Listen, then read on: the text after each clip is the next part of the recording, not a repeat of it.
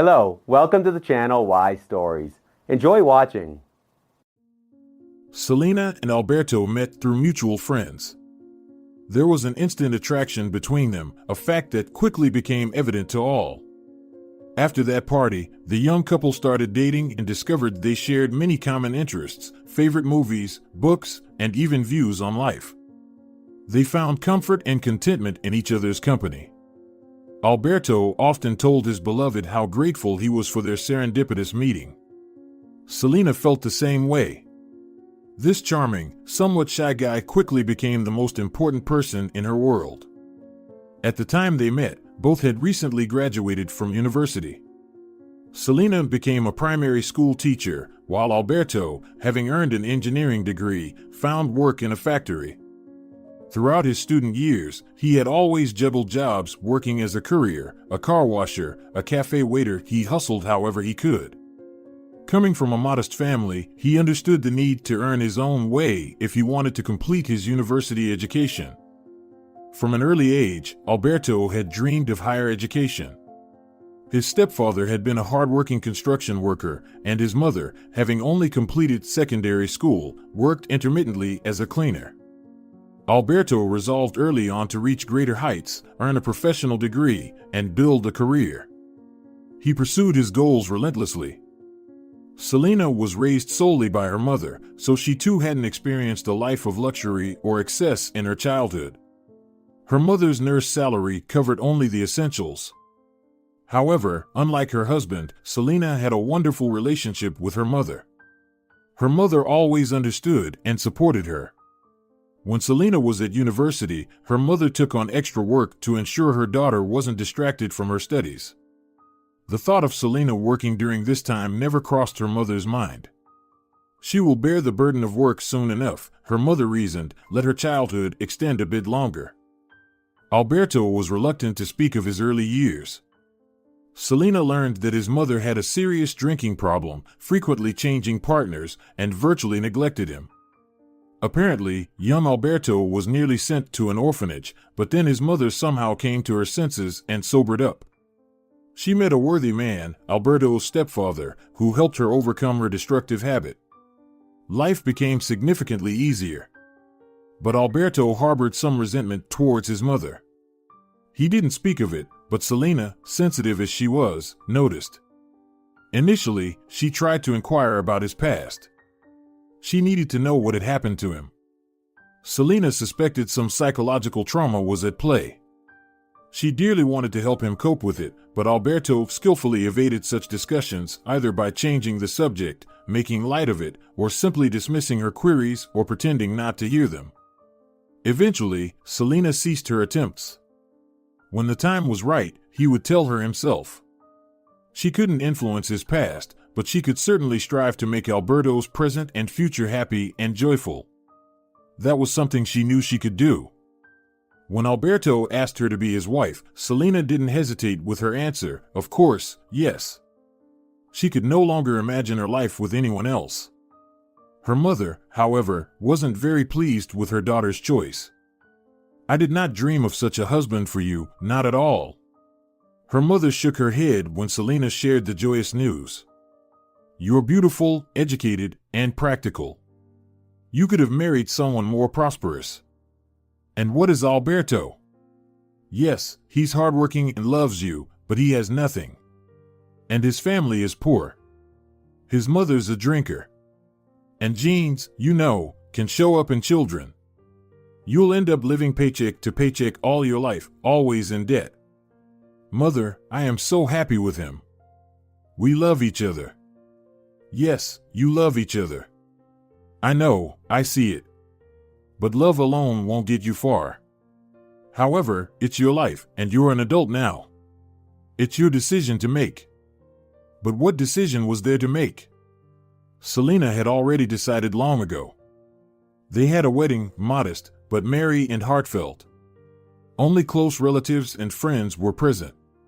They had to economize on everything, but Alberto's savings were enough, and they managed to avoid debt. Celina was willing to forego the celebration altogether. They could have had a quiet marriage without a ceremony and saved the money. It would be better for a young couple to have some extra. But Alberto wanted to please his beloved and earn her mother's blessing, who once mentioned dreaming of seeing her daughter in a white wedding dress, looking like a princess. So, Alberto did his best to make that dream come true. The young married couple began their lives together in a rented apartment. Both were employed, sharing household chores equitably, never bothering with tallies or lists. Whoever had the free time would prepare dinner, clean up, and so on. A perfect understanding reigned between them. They seldom argued, always finding the right words to communicate without insults or offenses. Together, they were content, feeling psychologically comfortable, warm, and cozy. The years passed by, and before they knew it, 7 years had flown since their wedding day. Everything in their lives was splendid. Their relationship hadn't lost its sincerity or warmth. In fact, through the years of marital life, Alberto and Celina grew closer, learning to understand each other without words. It was truly marvelous. Even better, they had managed to secure a mortgage, finally purchasing their own apartment, a 2-bedroom, in a not-so-prestigious district, but it was theirs. With love and attention to each detail, they renovated their nest, furnishing it exactly as they liked. They allocated one room as a living room cum bedroom, while the second, the most spacious and cozy, was reserved for their future child. They planned to transform it into a beautiful nursery. But the years kept passing, and the much-awaited pregnancy didn't occur. At first, they hadn't planned for a child and took preventative measures. The timing wasn't right, they had insufficient funds, were renting, and both were working full days. But then their financial situation improved, they had their own place, and both decided it was time. Celina never thought it would be so difficult. It seemed straightforward: want a baby, stop taking the pill, and within the next month, you're pregnant. But in reality, it turned out to be far different. At first, the negative pregnancy tests didn't bother her too much, but 1 year passed, then a second, and still no sign of the coveted pregnancy. Every month, as she saw the single line on the test, Celina would cry. She desperately yearned to experience motherhood, to offer a little person her love and care. Alberto, too, dreamed of offspring. Of course, he pretended everything was okay. Why the rush? We're still young. But Celina saw the way he looked at their friends' children. Alberto loved interacting with boys and girls of all ages. He knew how to approach each one. She understood that her husband would make a wonderful father. But they still couldn't have a child. This led them to consult numerous doctors. Celina was diagnosed with health issues that were causing infertility. The day Celina learned about her diagnosis, she barely made it home. Her eyes were blinded by tears, her head was buzzing. It was all very, very serious. Her chances of becoming a mother were incredibly slim. Celina felt guilty and unworthy of Alberto. Had he chosen a different wife, he would have long been cradling his long-awaited heirs. And now what? A long treatment and an uncertain future. "What's with the long face?" he said, wrapping his arms around her shoulders. "The main thing is that we've found the cause. Now we'll undergo treatment, and it will work out, you'll see." The treatment required a lot of strength, time, and money. The majority of both their salaries were now spent on costly medication and procedures. Celina had to frequently visit clinics, endure pain, and stick to strict diets. Alberto supported his wife as best he could. "I'm sorry that you have to go through all of this," he said one day. "I can see how this treatment is affecting you. You're barely recognizable." Celina knew her husband was right. She had lost weight, constantly felt nervous and irritable. Her constant companions were exhaustion and despair, and hope, which was fading with each passing month. Initially, Celina believed that the treatment would bring quick results. She was doing everything the doctors said, strictly following their instructions. But as time went by, nothing changed. Each month brought more disappointment. Heavy thoughts plagued her. Why was this happening to them? Everyone around them seemed to have children easily, even those who were, in truth, not worthy of them. Take Alberto's mother, for example. She may have composed herself now, but in the past, she drank, changed partners. The traces of that life were permanently etched in her face. Yet, she gave birth to a wonderful healthy son, whom she neglected for a long time. And there were many other such examples. So why couldn't a child appear in their family, where the spouses loved and respected each other so deeply? It hurt Celina to walk past windows displaying children's goods. She barely communicated with friends who had children, and upon seeing a joyful mother with a stroller on the street, she would hurry to cross to the other side. When, after 3 years of intensive treatment, Celina still had not become pregnant, the doctor suggested IVF. As it turned out, he had already put her on a waiting list but had forgotten to inform her, and now it was time. The procedure itself was paid for from the budget, they only needed to purchase some medications. This was very timely, as there was no spare money in the family. Everything they had managed to save was spent on the treatment that had not yielded results. The proposal for IVF came as a surprise, but Celina didn't hesitate for a moment. Yes, she was fully aware of all the health risks, but she didn't care, as long as the long-awaited child arrived in their apartment and the room prepared for the baby finally ceased to be empty. The once-dimmed hope raised its head, revived. For the first time in a long time, the woman felt a surge of energy and enthusiasm. Celina thought that her husband would rejoice at the news, but he took it without any particular enthusiasm. You do realize this is a serious harm to your health. A horse's dose of hormones is not vitamins. The consequences could be disastrous, and nobody can guarantee the result. Don't say things like that, Celina exclaimed. There will be a result. There certainly will be, I can feel it. Maybe we should abandon this treatment, since it's not working out. Let's adopt a child from the orphanage, there are so many abandoned ones. What? Celina choked on her indignation. Between her and Alberto, there had always been harmony.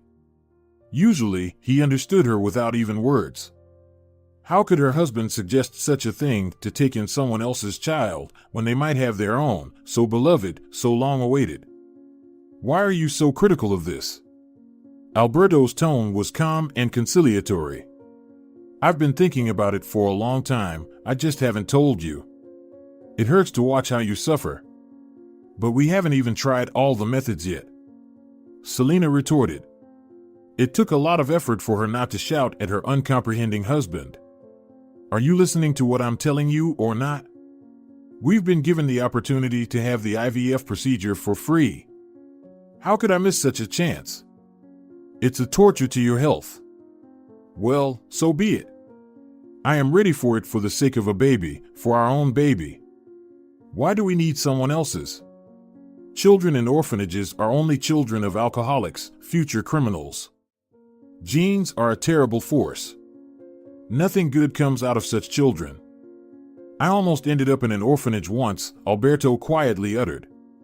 His eyes filled with sadness, as they always did when he recalled his childhood years. Those were tough times for him. Celina felt a pang of guilt. She knew this story.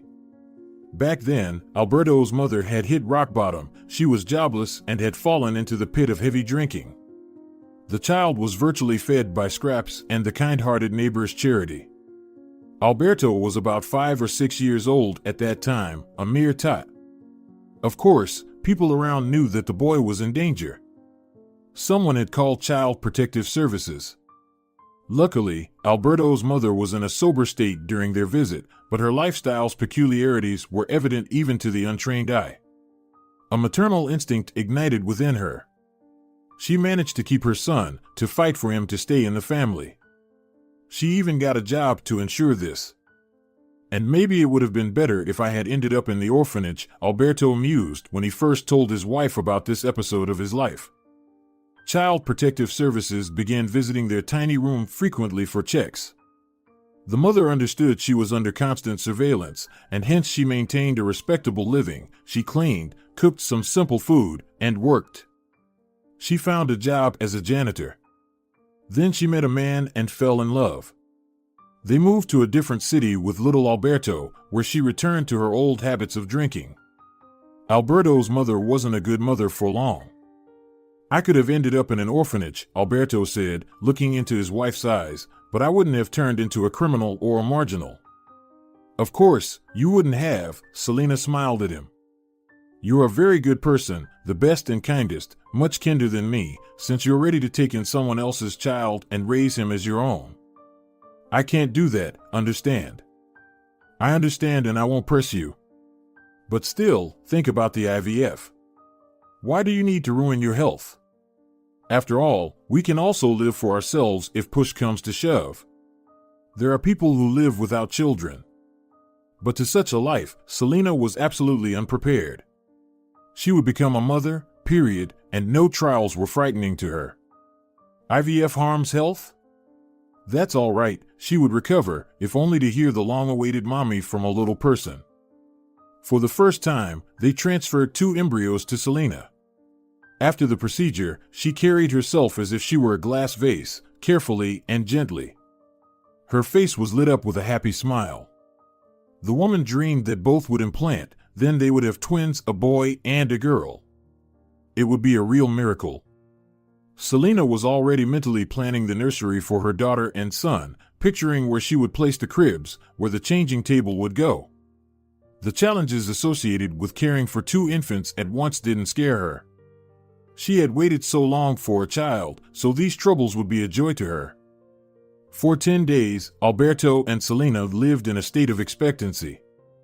Alberto wouldn't allow his wife to do anything around the house. He cooked, cleaned, and tried to buoy his beloved spirits with good news.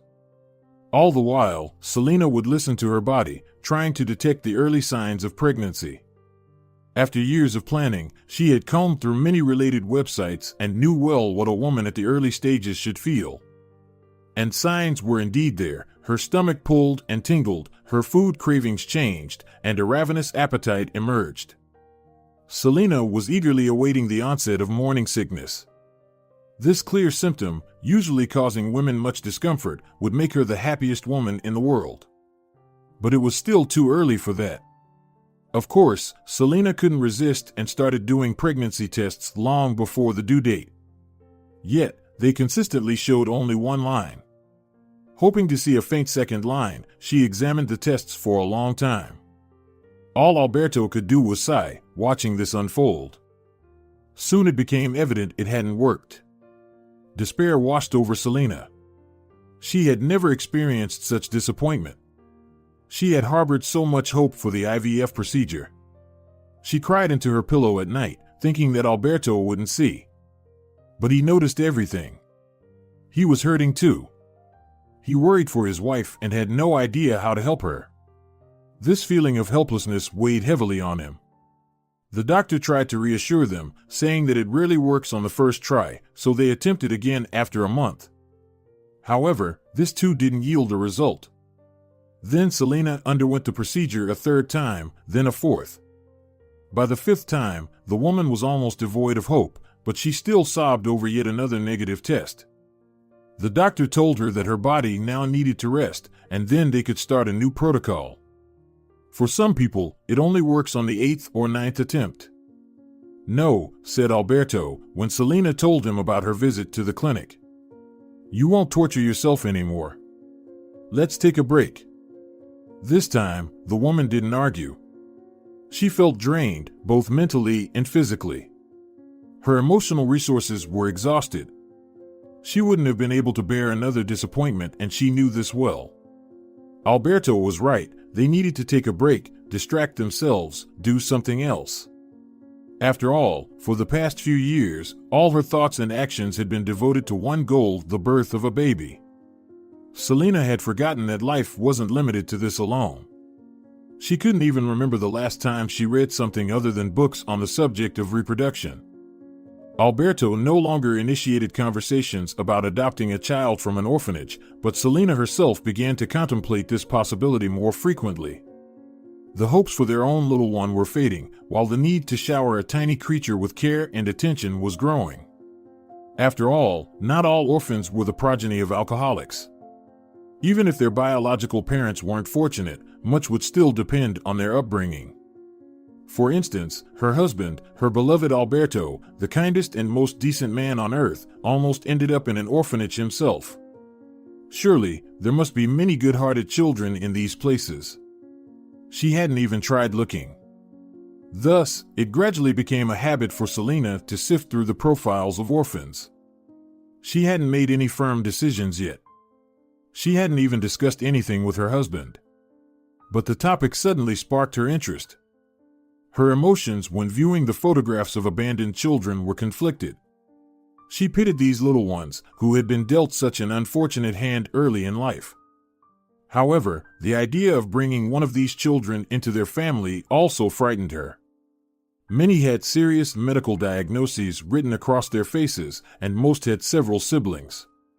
They could only be adopted or fostered together, they were not separated.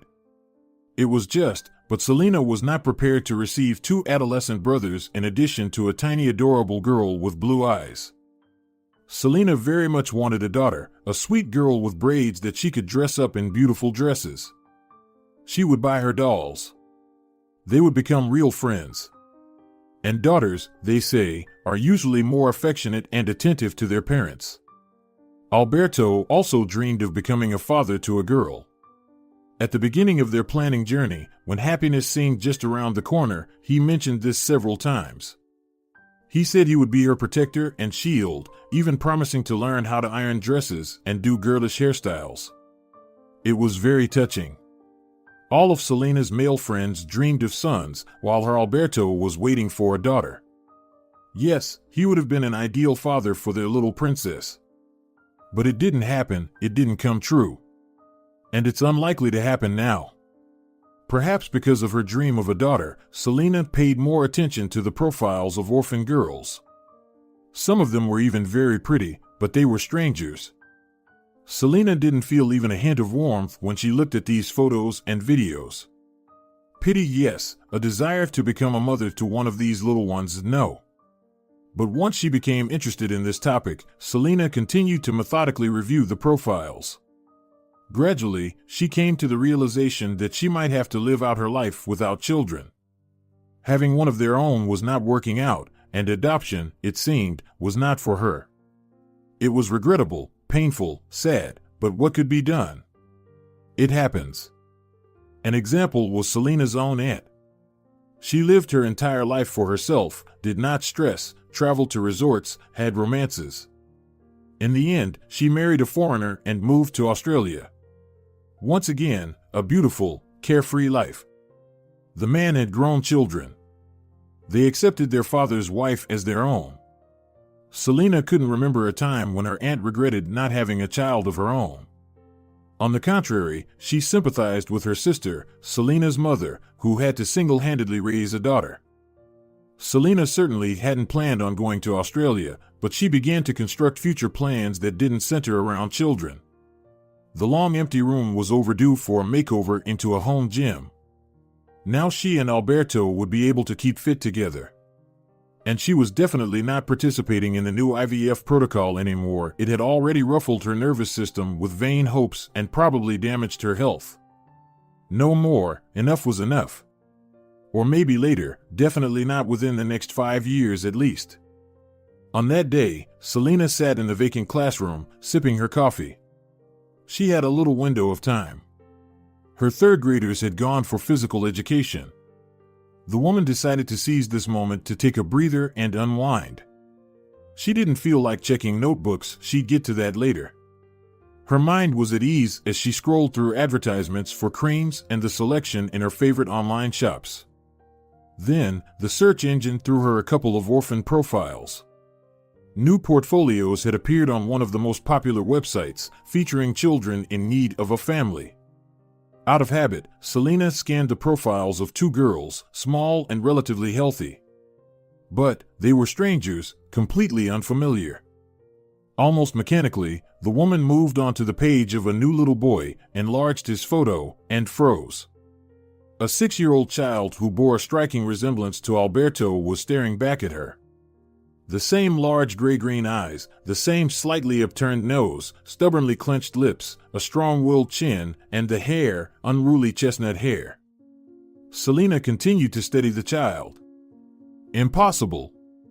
He even had a birthmark on his neck identical to her husband's. What a coincidence. Celina had always dreamt of a daughter. She didn't even consider boys' profiles, but this lad immediately stole her heart. She felt something special, a mix of sympathy, warmth, and tenderness. After all, Alberto could have ended up in an orphanage just like this Domingo Savliev, and at roughly the same age too. Probably, a 6-year-old Alberto looked exactly like this boy. Her heart felt a tug. Celina examined Domingo's details more closely. The child was healthy, with no siblings. According to the description, he was a clever and curious kid, which was evident even from his gaze. Over the years of working with primary school kids, Celina had become adept at understanding children, and Domingo was clearly among the smart and active ones. The woman tore her gaze away from the screen, lost in thought. She had almost come to terms with the idea of never being a mother, and so had Alberto. And now Domingo. It felt so strange. She had looked through countless pictures of abandoned children, and none of them stirred such feelings in her. Celina made up her mind. She dialed the number of the orphanage where Domingo was living. It turned out that the institution was in a neighboring city. They told her that the boy hadn't been adopted yet. He was virtually healthy, just very anxious. His mother, a former orphanage ward herself, had died in an accident. They had no relatives. That's how the child ended up with them. Such problem-free children don't usually stay long. Adoptive parents line up for them. Therefore, the orphanage director advised Celina to swiftly prepare all necessary documents and complete adoptive parents training, otherwise, someone else might beat them to it. Celina hung up the phone. They now had so much to do. And they needed to act fast. She didn't even want to think about the possibility that someone else might adopt Domingo. He was their son. He was the spitting image of Alberto. Something told her that the boy had the same nature too, kind, understanding, and reliable. They needed to hurry. Alberto was working on yet another report when his wife called. As soon as he heard her excited voice on the line, he knew something was up. "Alberto, I have news for you." "Wonderful news. I think we're going to have a son." Are you pregnant?" "No. I found a boy's profile in an orphan database, and he looks just like you. This child will live with us. You'll like him too, you'll see." "Wait, I don't understand. You didn't want someone else's child." "But he's not someone else's. He's ours." "Ours? You'll see for yourself and understand. You're not against it, are you?" "Of course not," assured Alberto. He had suggested this option to his wife several times before, but she had categorically refused. Now this was a surprise. "It's just so sudden. I need to get used to the idea." "You have until tonight to get used to it. After that, we have a ton of things to do. We need to go through foster parent training, gather a whole package of documents. By the way, pick up a salary certificate from your workplace today." "All right. Of course."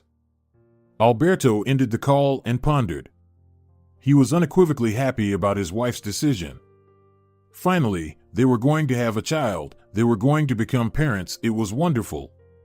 But the man wanted to take the child from the orphanage not just to fulfill parental instincts. He had an unpaid debt, a promise he couldn't keep. This act could partially atone for his guilt toward his sister. Alberto had never told anyone about Angela, not even Celina. It was too hard. He tried to forget everything that had happened to him many years ago, in his distant childhood. Sometimes he succeeded, everyday worries distracted him, work occupied all his thoughts. But sometimes the memories overwhelmed him with unbearable heaviness. Angela, his little sister, the closest and most dear person in the world. Where was she now? Angela was 2 years older than Alberto. At the time when everything happened, she was almost 7. Their mother had completely lost her humanity then, incessantly drinking, bringing crowds of friends, fellow lovers of liquor, into their tiny dormitory room.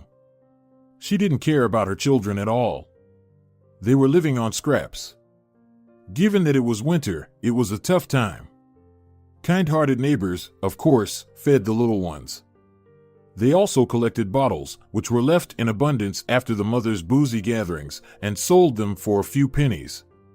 Sometimes, one of the men who regularly hung around their place would give them a few bills. That was their life. Angela was supposed to start first grade the following year. She was eagerly awaiting it. She wanted to learn, wear a beautiful uniform, interact with her peers. For Alberto, his sister was everything: protection, support, comfort. He felt that she was the only person in the world who genuinely loved him, and he reciprocated Angela's feelings.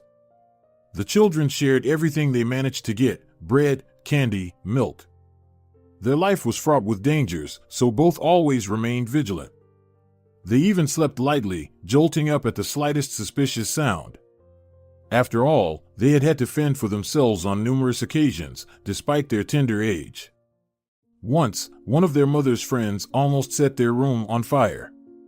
Another time, a drinking companion started a brawl. Such things happened often, and the children regularly witnessed the fights. But this time, the man crossed all imaginable boundaries. With wild eyes, he swung his fists, not caring who was in front of him. Angela then dragged her sleepy younger brother to their neighbors. That's where they spent the rest of the night. The neighbors. Angela and Alberto had seen many, as their mother often moved, dragging the children with her. People reacted differently to their small family. Some looked at the fallen woman with 2 small children with disgust, some pitied them and helped in any way they could, with clothes, food, a kind word. Some called the brother and sister homeless and marginalized outright. The most dangerous were the children. Angela and Alberto felt like outsiders. Usually, kids from normal families didn't let them join their games, but being ignored wasn't the worst. In every place, there was a group of boys and girls who knew that there was no one to protect them and did whatever they wanted. Angela and Alberto were often pushed into the mud, pelted with stones and dirt, and even had chewing gum rubbed into their hair. As Alberto got a little older, he tried to defend Angela, but his strength was simply not enough to confront the older antagonists. Each time they had an encounter with these young beasts, Angela would cry.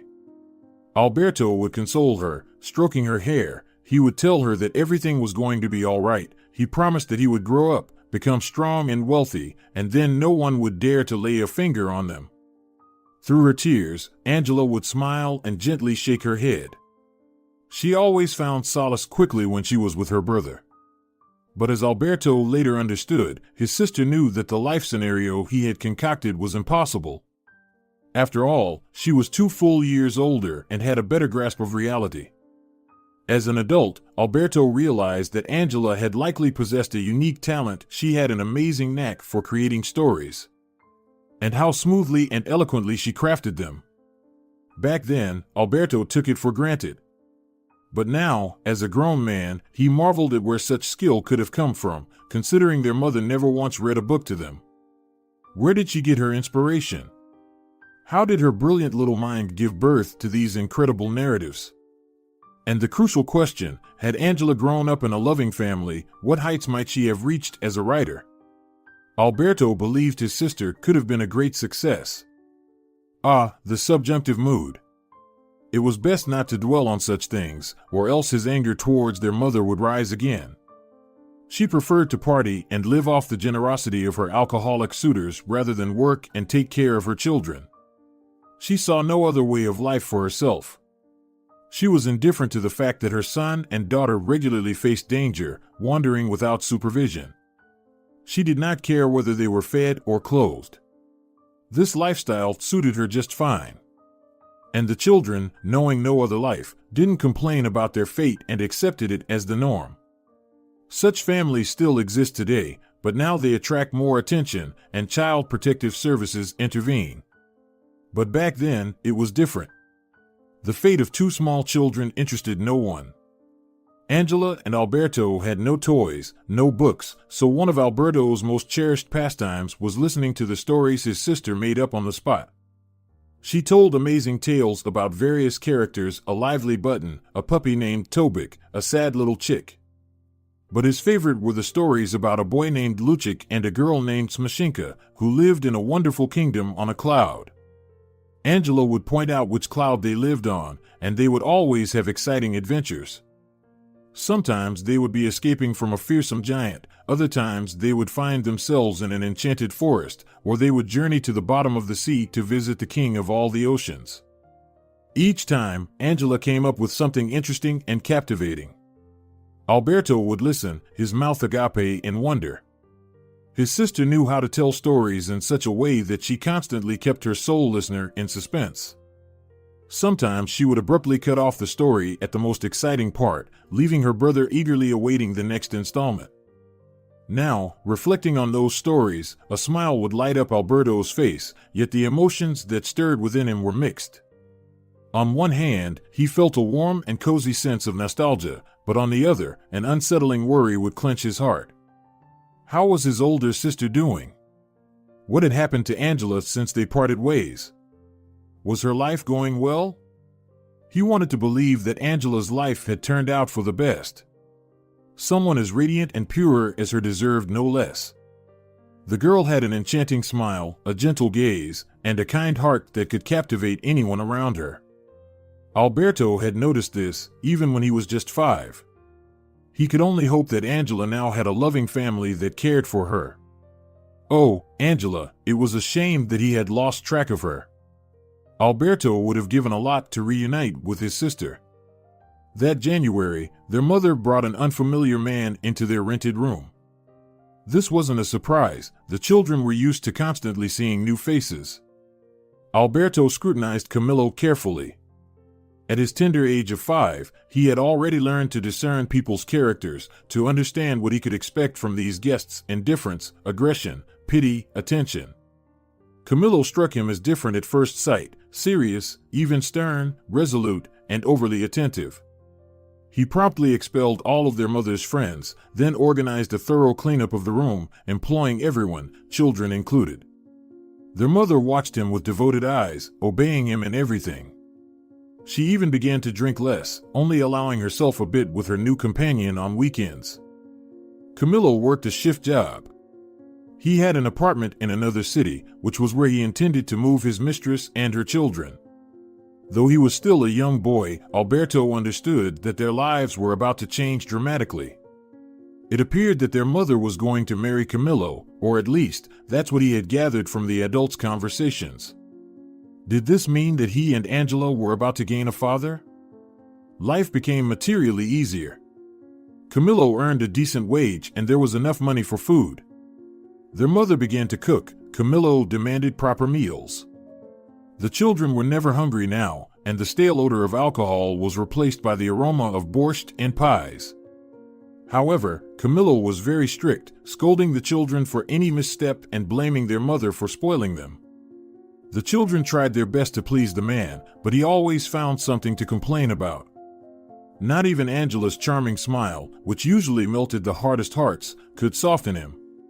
What did Camillo see in their mother, that he decided to share his life with a woman of such social misbehavior and 2 children? Looking back, Alberto assumed that others could not withstand Camillo's despotic nature.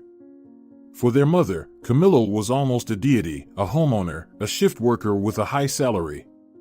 She was ready to tolerate anything to be by his side. One day, Camillo took it upon himself to teach Angela how to read. "You're almost 7 years old. Many kids your age are in school, and yet you still can't read," he reproached the girl when he discovered the gaps in her education. She simply lowered her head, feeling guilty.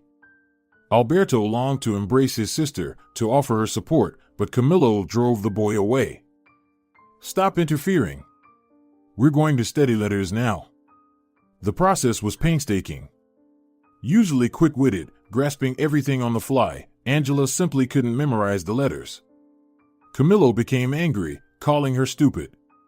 This only caused the girl to retreat further into herself and stopped her from understanding her tutor at all.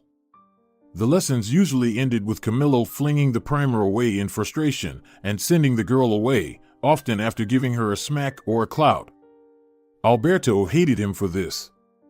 He helplessly clenched his small fists and threw angry glances at Camillo. This sometimes earned him a beating as well. Alberto would comfort his sister, stroke her arms and hair, and wipe away her tears. She sobbed in her little brother's arms and clung to him, her body shaking from crying. The boy wished he could be a reliable shield for her, a stone wall. But what could he do at the age of 5? And Alberto too wept out of powerlessness and resentment. She's just stupid. Camillo often told their mother about Angela. She's mentally retarded. Have you shown the girl to doctors? We haven't been to the clinic for a long time, the mother admitted. But she might be as dumb as her father, that's for sure. Soon school starts, I'll have a hard time with her. What school for her? Even the boy has memorized these letters, though I wasn't specifically teaching him. He just listened, hung around. But the girl, she just can't. She's backward, that's certain. She needs serious treatment. And indeed, Alberto had memorized the letters. He tried to stay close to his sister during Camillo's lessons so that she could feel his support and be less scared, and of course, he also listened to his stepfather's explanations. Meanwhile, Angela sat next to the teacher, tense and frightened, and thus could not absorb the knowledge the man painstakingly tried to hammer into her head. Stress. The girl was experiencing immense stress next to this alien, aggressive man. He yelled, called her a fool, might suddenly hit her. In such a state, the child clearly wasn't up for reading. A talented and astute girl was unable to remember a single letter out of sheer fear, which only angered her stepfather even more. He would shout at her again and again, even beating her. It was a vicious circle. Angela's birthday was approaching. The family didn't make a habit of throwing parties for the children. The siblings would have remained ignorant about the upcoming event if it hadn't been for Camillo. On February 20th, the girl will be 7, he said. Her birthday is on the 20th, right? She needs to go through a school commission. They will diagnose her there. Upon hearing this, Alberto understood. Here was something that would make his sister happy. He would throw her a party, give her a gift on her birthday. The boy had often seen and heard of the festivities other children had. He and his sister never had that, but this year he would give Angela a pleasant surprise. He would give her a miracle and, perhaps, finally see her smile again. Lately, she had been unusually sad, all because of the hateful Camillo.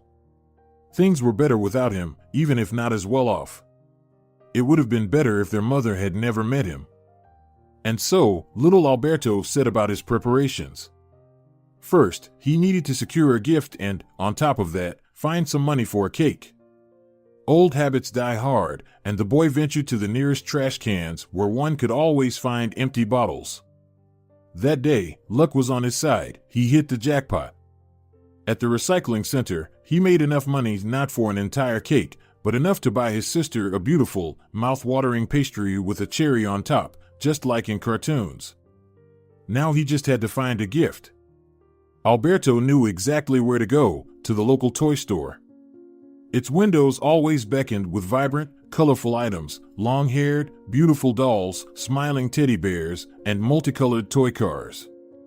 He and his sister often spent a long time peering in at all this magnificence from the street, never daring to step inside. Any money they ever had went straight towards food. But today was different. As awful as Camillo was, Angela and Alberto no longer had to worry about hunger. With the remainder of the money from the bottle refund, Alberto decided to buy his sister the most beautiful doll. Angela had never had one. Alberto had often noticed the sad look in his sister's eyes as she watched other girls playing with their dolls. Inside the store, it was warm and cozy. It was especially pleasant to be there after wandering through the February chill. The abundance of magnificent toys made Alberto's head spin. Then he saw her, the beautiful doll, the one he was sure would delight Angela. The doll was dressed in a long, flowing sky blue dress. The boy could imagine his sister's joy at seeing this princess, and his heart began to flutter. At the cash register, the little boy was disappointed. The doll was too expensive. Seeing the boy's tears, the shopkeeper decided to help. She asked him how much money he had and led the young customer to another section, situated in the back of the store. Here, the toys were not as lavish, they were nice, but they couldn't compare with the princess doll. And even among these, Alberto could afford very little. He pointed to plastic babies, rubber dogs, and boxes with construction sets, but each time, the shopkeeper would shake her head regretfully. Finally, she laid out in front of the bewildered Alberto the things his scant savings could buy. The selection was not lavish: a jumping rope, a rubber ball, a crooked teddy bear with rather unfriendly eyes, and a small plastic airplane of burgundy color. It was the airplane that Alberto decided to settle for. Of course, Angela was a girl and might have preferred a more girly toy. But not long ago, she had heard the story of the little prince and the pilot, told by a neighbor boy who had just read the tale in school. Angela was incredibly taken with the beautiful story, and the airplane was like one of the characters from that tale. Surely, the toy would delight her, even if it wasn't a doll in a fancy dress. Now, many years later, Alberto was thankful to fate for giving him the chance to surprise his sister. He had managed to make Angela happy, to show his love and care. Surely, she remembered his gifts to this day. After all, it was the first celebration of her birthday. They split the pastry between the two of them, as usual, and the airplane. Angela had threaded a string through it and wore it as a charm. This is the little prince's friend, the aviator's plane. It will be my talisman. Thank you so much. You found a truly valuable thing. This plane is magical. Alberto was proud that he had managed to host a celebration for his beloved sister. Angela was joyful. Her smile was the best reward for the boy, and she really liked his gift. Of course, the plane was in no way magical. Even at 5 years old, Alberto understood this. But the important thing was that his sister was happy. She wouldn't even part with her charm at night. She would sleep with the plane around her neck. A little later, the children realized big changes were coming. Camillo was soon to leave for a work shift. Until then, he planned to move his new family to his city, into his apartment. The move. Alberto was used to shuffling around rooms with his mother. It was even interesting. There was always the hope that things would be better in the new place. Now, he wanted to see Camillo's city, to see his large cozy apartment, which he had often spoken about. But Angela, for some reason, was afraid of changes. She said she had some bad premonitions. The stories about the boy Luchik and the girl Smashinka became very sad. Now, constant troubles befell the heroes. Angela expressed her fears through creativity. Now, Alberto understood. The little girl was trying to cope with the anxiety on her own. Poor little thing. And there was not a single person on earth who would have protected them then. At first, Alberto could not understand why his sister was so scared of moving. It turned out a little later that Angela was right. The changes really didn't promise her anything good. Alberto was the first to hear the talk that Camillo did not want to take Angela into his new life. It happened late at night. His sister was peacefully snoring on the couch. The boy was lying next to her, but could not fall asleep. He had a stomachache. His mother and Camillo were sitting in the kitchen. It seemed they were drinking something. The new husband allowed their mother to drink, but only under his supervision and in limited doses. He behaved with her as if she were a child, and she obeyed unquestioningly. This man was her lucky ticket, well-to-do, strong, decisive, with his own living space. It was simply a blessing that such a wonderful person paid attention to her. The woman was ready to do a lot for him. "The move is coming soon," Camillo muttered in a half voice. "You should start packing your things slowly, I guess." "Why bother to pack? We barely have anything," one voice said. "True enough. Once we arrive in my city, I'll buy the boy some new clothes and toys." "We don't want the neighbors to think he's a ragamuffin," responded another. At these words, a pang of anxiety tightened around Alberto's heart. The boy? Is he the only one? What about Angela? Why hasn't he mentioned her? The boy thought aloud, struggling to catch every word of the adult conversation. Soon, he understood the situation. It was far worse than he could have ever imagined. Also, take care of the girl for once, continued Camillo. Perhaps we could take her too? The mother suggested hesitantly. It was clear that this was not the first time she had brought it up. No, absolutely not. This is not up for discussion. She's mentally challenged. Children like that are more trouble than they're worth. They require attention, and as time passes, she'll grow up and become troublesome. I don't want to live under the same roof with a disturbed child. Oh, such bad luck, the mother sighed. Why is it like this? My son is healthy, but my daughter isn't. You should have drunk less, Camillo advised sternly. When we planned for our own, I won't let you near alcohol for half a year. Alberto lay on his couch, struggling to believe what he had just heard. So, they were taking him to a new life, but not Angela? Because she was supposedly disturbed? And where were they planning to leave his beloved elder sister? He soon learned the answer. First thing tomorrow, take the girl to the orphanage. Say that you're facing a difficult life situation and so on. You can handle the boy, but not both of them. Shed a tear if needed. All right, the mother agreed, but let's not do it tomorrow, let's do it right before we move. And why is that? Camillo didn't understand. He was obviously eager to get rid of the girl as soon as possible. The boy will throw a fit, he'll pester us day and night. He loves his sister very much. If we give Angela away and leave immediately, everything will be new and unfamiliar, it'll distract him. Perhaps, you're right. They didn't talk about it anymore that evening, but Alberto had heard enough. He looked at his sleeping sister and couldn't imagine life without her smile, without her support and care, without the stories of the Sunbeam Boy and the Laughing Girl. He would do everything to ensure they also took Angela. He would beg, plead, demand, even try to teach Angela to read. He could already put letters into words. Let Camillo see that his sister isn't disturbed. She was just afraid of him, which was why their lessons had been so unsuccessful. Barely waiting for Angela to wake up, Alberto immediately told her everything he had learned. The girl covered her mouth with her hands, tears streaming down her face. I knew it, I knew this would happen, she sobbed. Camillo hates me. And mother doesn't care, she's only concerned about having money. We'll convince him, you'll see, everything will be okay. Alberto tried to soothe his sister and himself. The children tried, they really did.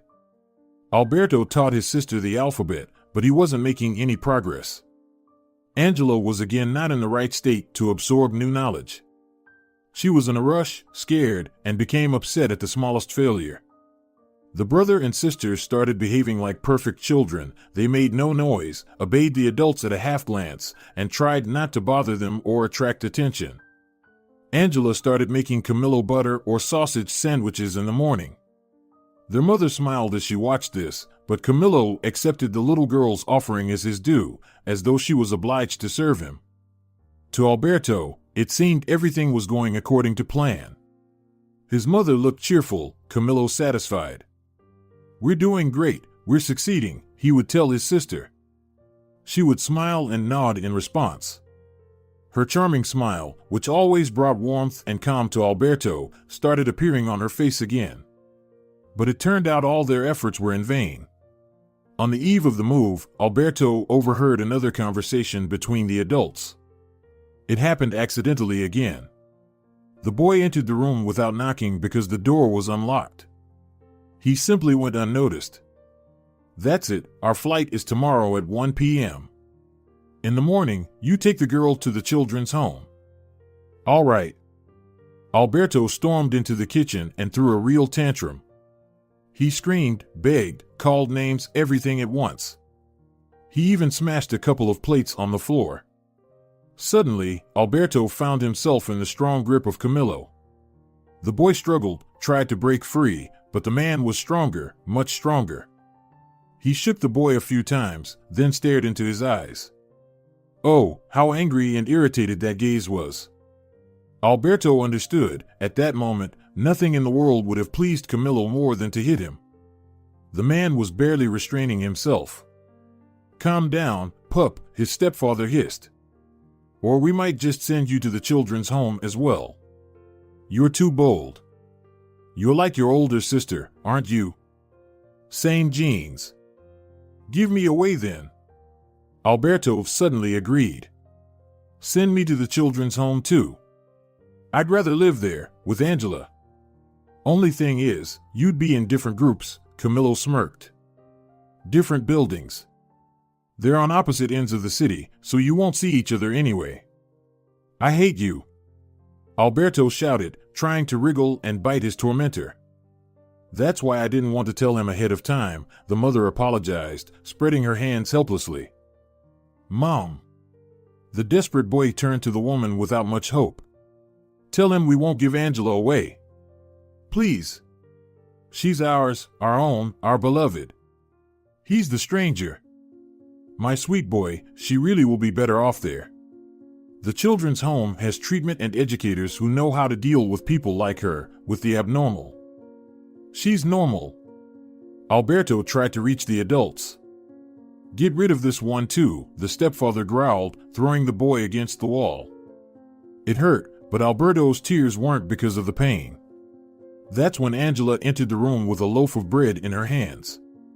They had sent her to the shop.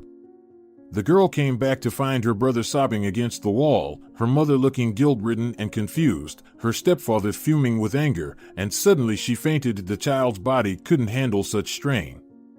After all, the girl had been living in a state of fear and hope for a long time. The mother rushed to her daughter, picked her up, and moved her to the couch. See, I told you, she's sick. Camillo spat. Epileptic. And this one's a mental case too.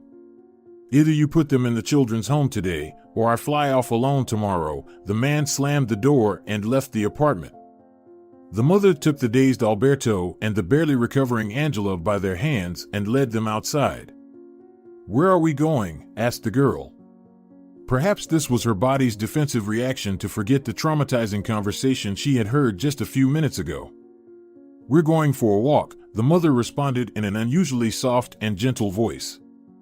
They're taking us to the children's home, Alberto reminded grimly. Both of us now. We'll live in different buildings, but at least in the same city. You'll be nearby, Angela smiled.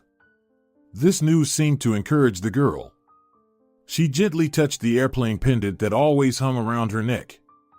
First, the mother admitted Angela to the children's home and kissed her goodbye. It was evident that she was sad to part with her daughter, but not enough to go against Camillo's wishes. I'll be close by, Alberto told his sister. In a different building. We'll probably see each other, I guess. I hope so. I'll ask to visit you, Alberto pledged, his young voice filled with determination. And when I grow up, rich and strong, we'll live happily. I'll buy us a big house, and you, lots and lots of beautiful dolls. I can't wait, Angela smiled through her tears. The siblings embraced one last time before Angela was taken away. Alberto thought that his mother would now take him to the orphanage too, but instead they returned home. Why did you bring me here? The boy was puzzled. When are we going to the orphanage? Tomorrow, his mother evaded. That building is closed today. Her excuse seemed believable, plausible. But Alberto never went to the orphanage. Instead, he left with his mother and Camillo for a new, bigger city. It turned out that Camillo had a change of heart. He had always wanted a son, so it was decided that Alberto should stay with the family. The boy screamed, protested, yearned for his sister. But what could a 5-year-old do against 2 adults? Eventually, Alberto gave in. The guilt of breaking his promise to his sister gnawed at him. It wasn't his fault, but that didn't make it any easier. Now Angela would think her brother had betrayed her. Alberto was sure that when he grew up, he would find Angela and they would be happy together. Camillo did indeed have a spacious, beautiful apartment. Alberto even had his own room. Camillo tried to raise the boy, tried to be a figure of influence, spending time with him, but it was fruitless because Alberto hated this man, the cause of his separation from his sister. And then his mother went back to her old ways. She had already played the obedient, dutiful wife for too long. When Camillo was away, his mother would revert to her heavy drinking. She quickly found new friends in the new city, and everything went back to the way it used to be, only now Angela wasn't around, and Alberto had to deal with his fears alone. Camillo didn't tolerate this for long. One day he simply kicked them both out onto the street. They stayed with one of his mother's friends for a while, until she found another suitor who took them in. The mother-son duo didn't stay with him for long either. The woman had another affair. Alberto once again roamed from apartments to corners.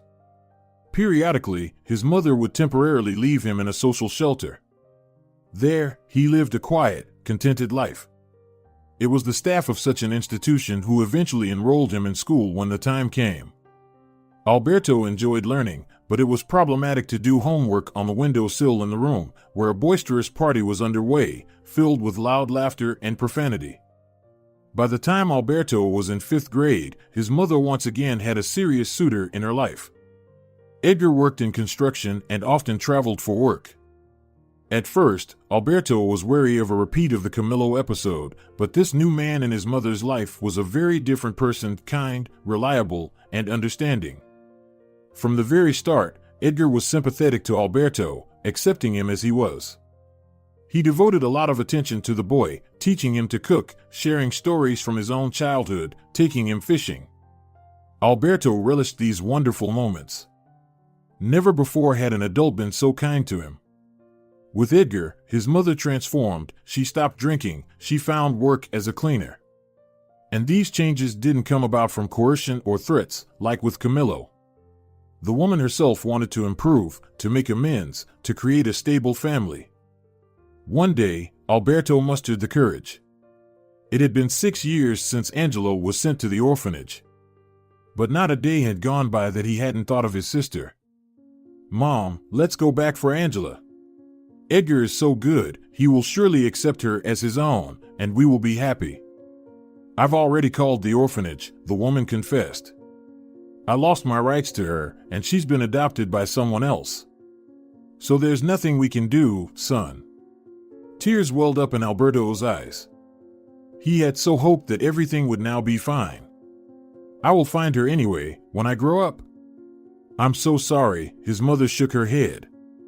"I only understand now the mistake I made back then." Alberto grew up, graduated from school, and went to university.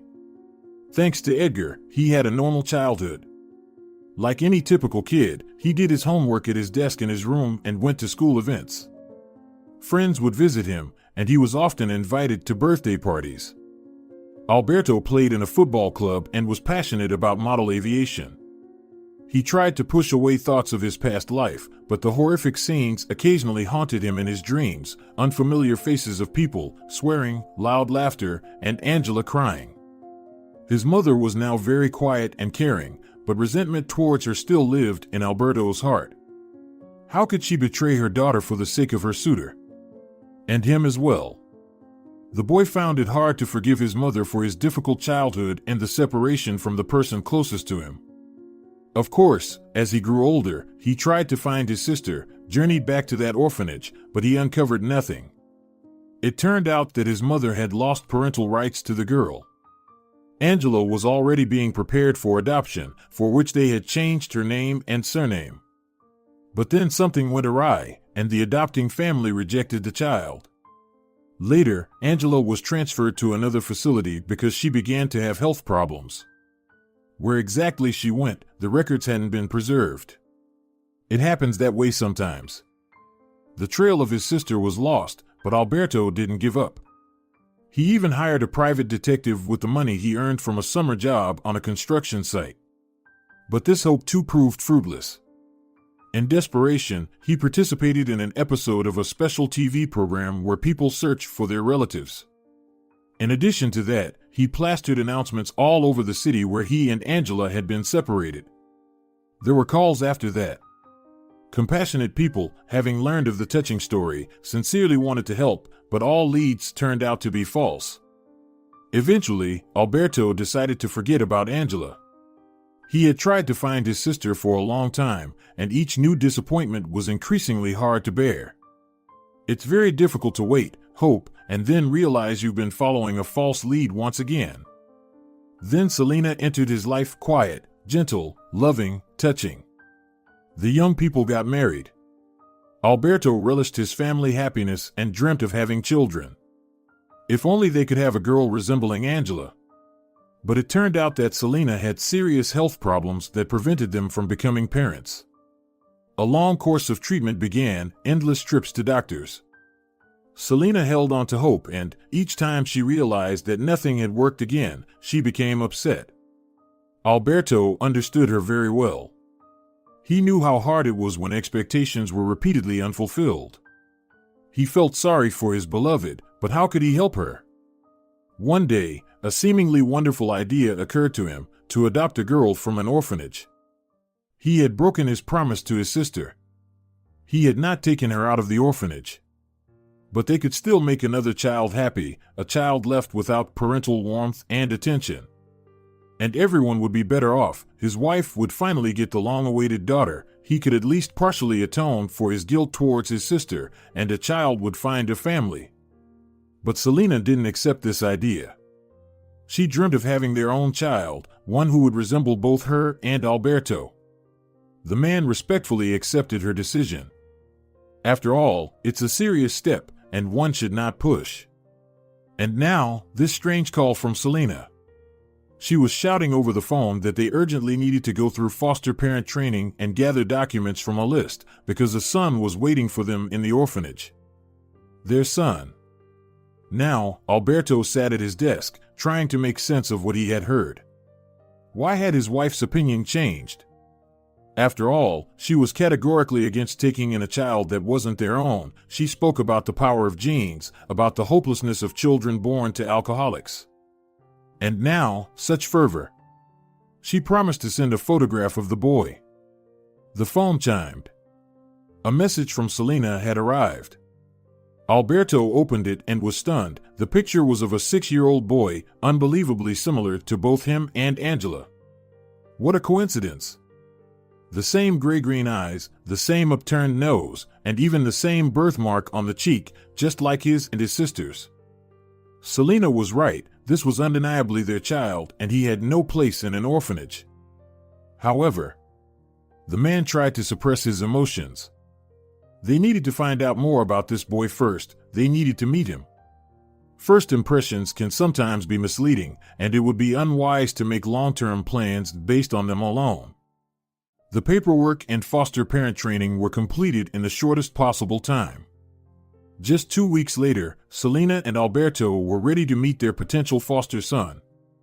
During this time, his wife almost daily called the orphanage, inquiring about the boy's health, asking whether he had been taken by a family.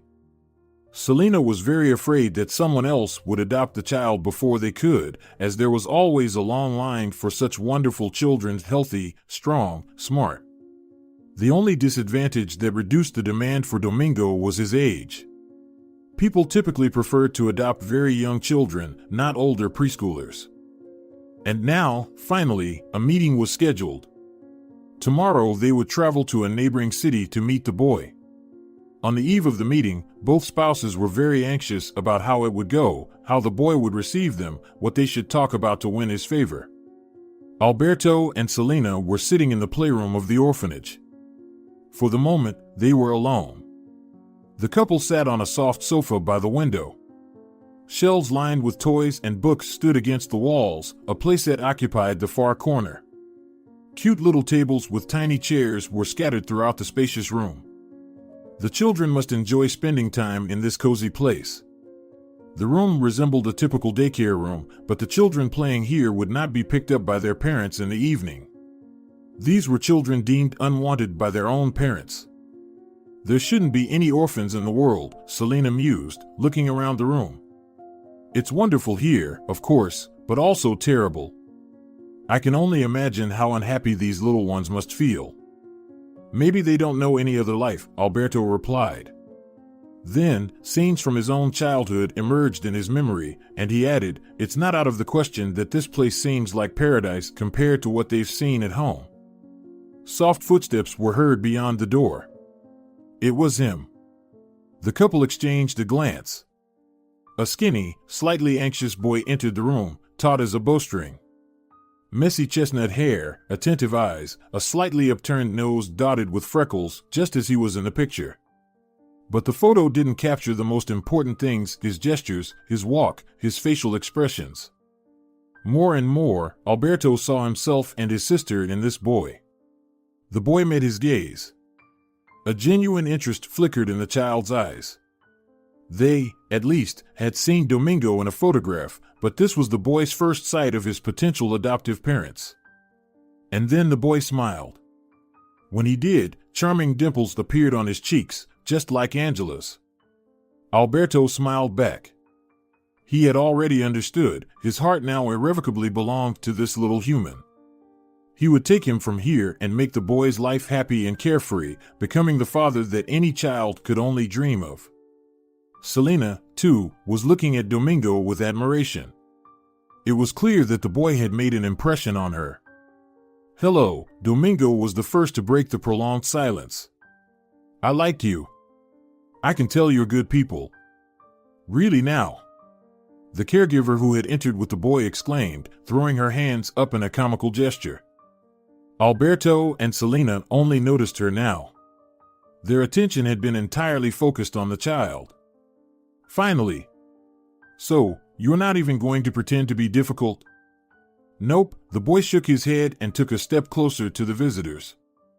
Many people wanted to take this boy home, the caregiver explained to the adults, but he was having none of it. He didn't like anyone, and that was that. No amount of persuasion worked. And just to make sure, Domingo would throw spectacular tantrums in front of potential adopters. I'm good at that, the little boy nodded.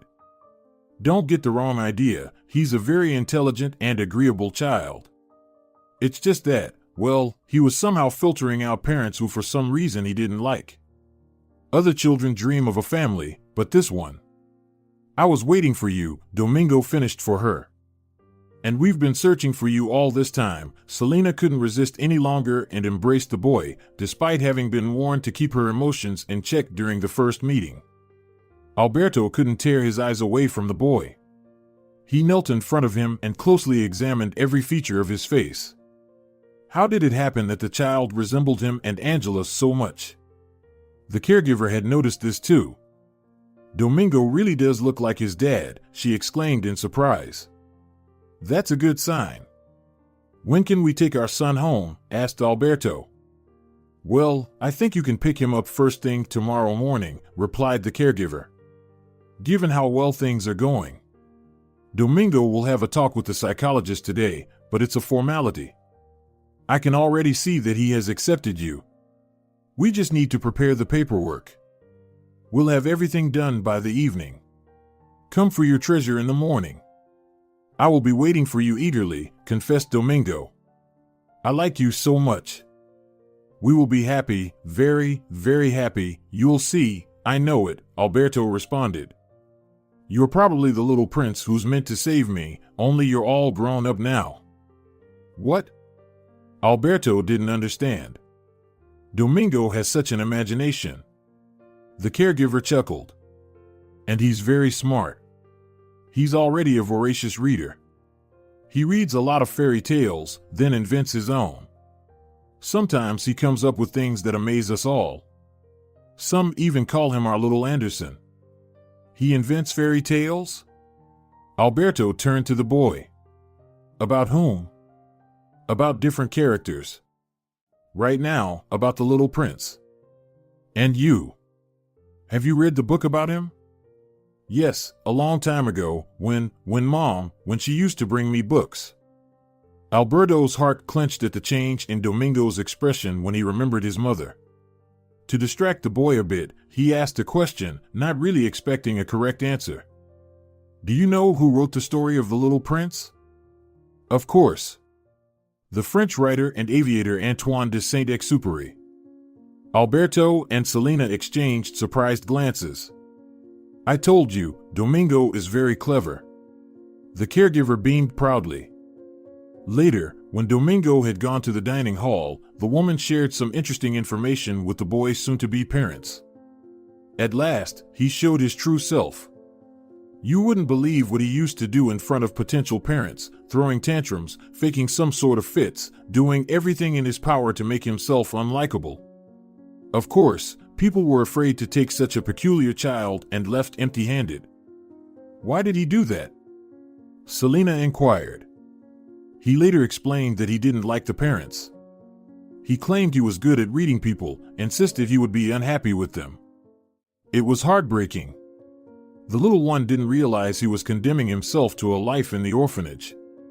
So, it turns out, he likes us? Alberto sought confirmation. From the first glance, the woman replied. As soon as he saw you, he just lit up. I could feel it.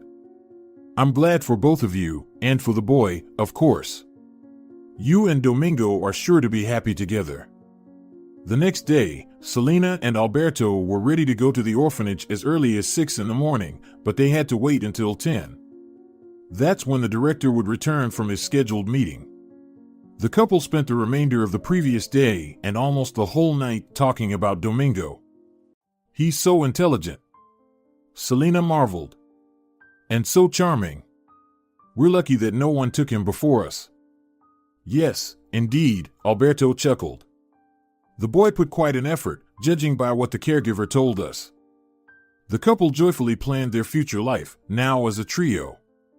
They considered where to go on vacation, where to take their son out for weekend trips, what meals to cook to make sure he'd love them. Celina dreamed of taking her son shopping and buying him loads of stylish, beautiful clothes so that he'd look like the boys from fashion magazines. Alberto searched for information about teaching children to play chess. Something told him that the clever Domingo would be drawn to this ancient game. Both spouses understood at that moment, the boy was already making them happier. Everything would only get better and more interesting from here. Life was infused with new colors. At exactly 10 in the morning, Alberto and Celina were already standing at the director's office door. Who could doubt your eagerness? The man who had just returned from the meeting noted cheerfully. Please, come in. The necessary paperwork was signed, the official conversation was held. It took no more than half an hour, but during those 30 minutes, Celina constantly glanced at her watch. She felt that Domingo must be waiting impatiently for them and might even be thinking that they had changed their minds. Therefore, she wanted to finish the bureaucratic formalities as soon as possible and see their son. Alberto was experiencing the same feelings, only he was better at keeping them in check. Finally, the caregivers brought Domingo into the office. The women were smiling happily. Some even dabbed their eyes with handkerchiefs. The staff always rejoiced when another abandoned child found a new family. Be happy, our clever boy, one of the nannies hugged her favorite charge and planted a loud kiss on his cheek. He smiled back at her a little sheepishly and immediately shifted his gaze to his new parents. Celina was the first to break. She darted to the boy, embraced him, took his hand. Alberto also approached his son, ruffling his chestnut hair with a tender swipe of his hand. And that's when he noticed it up close, a tiny, burgundy airplane on a string. Just like Angela once had, the boy wore this handmade trinket around his neck. It took every ounce of restraint Alberto had not to pepper the boy with questions. The child was already nervous enough, he didn't need to be unsettled any further, and the watchful eyes of the orphanage staff were still upon them. They might doubt his sanity and decide not to hand over the boy. No, he would certainly find out everything, but later. The boy needed time to adjust. All the way home, Alberto thought about that airplane, mechanically answering his wife's questions, even joking with her and Domingo, but his eyes kept straying to the rearview mirror, where he could see the boy and his necklace. The toy plane looked just like the one from his own distant childhood, the one little Alberto had gifted his sister, Angela. Of course, many years had passed, and he could easily be mistaken, but there were just too many coincidences. The boy from the orphanage who looked so strikingly like him, and now this airplane, all of it seemed too fortuitous to be random. The apartment greatly appealed to little Domingo, and his own room was an absolute delight. The couple had made every effort to prepare a perfect room for their long-awaited son. The walls were adorned with fresh, space-themed wallpaper, a sports complex was tucked away in one corner, and under the window stood the dream of every boy, a car-shaped bed with headlight nightlights. Celina had poured her heart into creating a space that would captivate Domingo, and she hit the mark. The boy's eyes glowed with genuine admiration. He was particularly drawn to a bookshelf. Over time, the couple had gradually collected a children's library. Sometimes, when they saw a beautiful book with bright illustrations, they couldn't resist and bought it for the future. And now, at last, that future had arrived. Domingo scanned the book titles with a hungry eye, his face growing happier by the second. The couple had lucked out in this regard too. They had found a child who, like them, loved to read. Then there was a festive dinner, ordered from a restaurant. Celina, of course, wanted to cook something herself, but Alberto told her that there would be plenty of time to impress their son with her culinary talents, and now she needed to rest. The day had been demanding. After dinner, Domingo wanted to sleep immediately. This happy day, full of bright impressions and discoveries, had exhausted him too. His new mom and dad tucked him into bed and read him a bedtime story. Domingo fell asleep with a smile on his face. He didn't take off the tiny airplane necklace. When Celina tried to do this, the boy stopped her. "No, don't, it protects me," he said, echoing his mother's words. "It's, a talisman, yes. It's the very same plane from the Little Prince, understand?" "I understand," Celina nodded seriously. "Then, of course, we shouldn't take it off." "I knew you would understand, you're smart," proclaimed Domingo, and almost instantly fell into a deep sleep. Celina and Alberto sat in the kitchen for a long time afterwards, talking. "Tell me in more detail about how our boy ended up in the orphanage," the man requested. "But I already told you," Celina shrugged. I know, I just want to hear it again to make sure I understood everything correctly." "All right." Domingo was born to a single woman, a former orphanage graduate. The boy was raised without a father. His mother raised him alone. I believe she worked as a cook in a student cafeteria. By all accounts, she was a very good and positive woman, without bad habits, devoted to her child. And it shows, doesn't it? After all, who else could have taught him to read? And Domingo is very intelligent for his age. He has clearly been well educated. And then disaster struck. Domingo's mother was hit by a drunk driver in a pedestrian crossing, leaving the boy all alone in the world. He had no other family, so he ended up in the orphanage. There, psychologists worked with him to help him come to terms with his loss. By the way, their work isn't quite finished yet, so we'll continue in our local pediatric clinic. I've never told you about this, or anyone else for that matter. It was too painful, Alberto finally confessed. But today, this little airplane. I just can't understand what's going on. And Alberto told his wife the story of his troubled childhood and the lost sister, not forgetting to mention the little burgundy plastic airplane. Celina sat, covering her mouth with her hand. Tears flowed down her cheeks, but she didn't even notice. "How could this be?" she finally uttered. "How hard it must have been for you and your sister. So that's why you harbor such resentment towards our mother? I just couldn't understand it. Yes, she was an alcoholic, but she never abandoned you. So why such coldness towards her?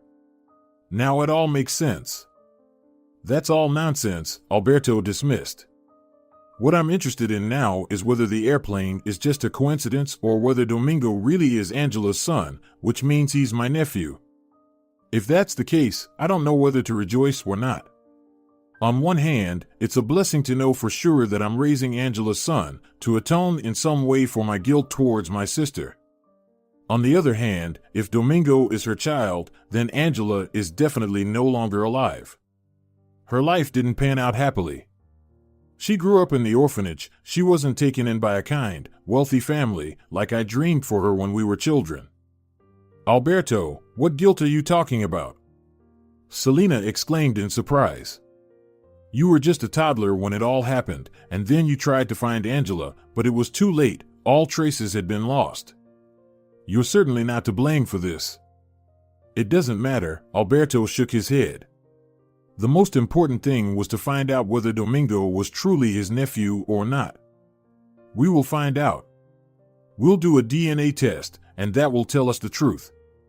Though, we'll need to raise some money, the test isn't cheap. I'll pick up some extra work, I've been meaning to anyway. Months passed. Domingo settled into the family completely and made friends in the neighborhood. He loved to read, drew a lot, and his drawings were beautifully detailed. He joined a chess club where Alberto had enrolled him. Moreover, the boy tried to help his parents in every way possible, washing dishes, dusting, always tidying his room without being reminded. With each passing day, Alberto noticed more and more how much the boy resembled both himself and Angela. Just like Alberto's sister, the boy would furrow his eyebrows when trying to understand something, gesticulate amusingly with his hands, and even laughed in the same hearty way as Angela once did. And Domingo was a storyteller. Celina diligently wrote down every one of his tales in a thick notebook. She said she would take these stories to a publisher, and they would make a wonderful book. Domingo was thrilled with the idea. And the airplane, the boy never parted with this toy, even carrying it with him outdoors. The neighborhood children quickly picked up the trend, and soon they too were parading around the yard with various plastic figurines around their necks. Alberto was saving money on a special account necessary for the DNA test. Of course, he could take a loan and find out the truth right away, but he deliberately postponed this moment. The result frightened him. He didn't understand what he wanted to hear. Celina's birthday was approaching. Domingo was clearly preparing a painting as a gift for her. He would lock himself in his room and draw for hours, and if someone came in, he would hastily cover his creation with his hand. It's so heartwarming, Celina once told her husband. Domingo is trying so hard. This will be the most precious gift I've ever received for my birthday. And on the festive morning, when Celina and Alberto were still in bed, Domingo made a ceremonious entrance into the room. In his hands, he held a beautiful, vibrant drawing. It depicted a boy, all golden and radiant, and a red-haired girl smiling from ear to ear. That's wonderful, my boy. Celina embraced him. I love this drawing so much. Thank you very much. Tell me, who are the people in the drawing?